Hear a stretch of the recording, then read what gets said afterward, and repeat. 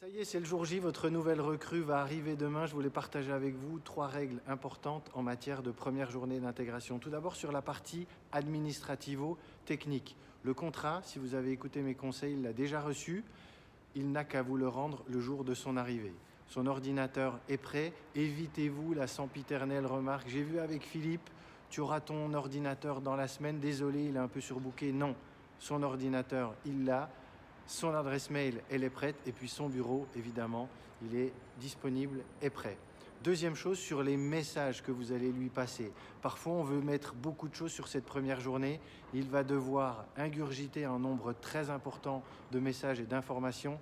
Rappelez-vous que ce sont pendant les 2 premières heures qu'il va fixer les messages les plus importants.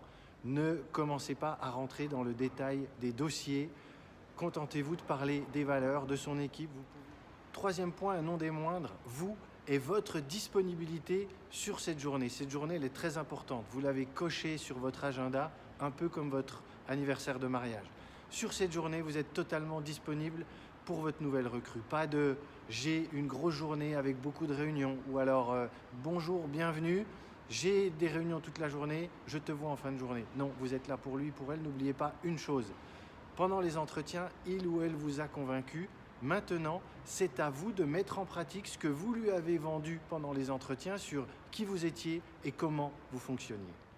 Le conseil de la manufacture RH, la règle d'or. Rappelez-vous qu'un jour, vous aussi, vous avez commencé, puis dites-vous que peut-être demain, vous allez recommencer une nouvelle aventure ailleurs. Qu'aimeriez-vous trouver sur cette première journée?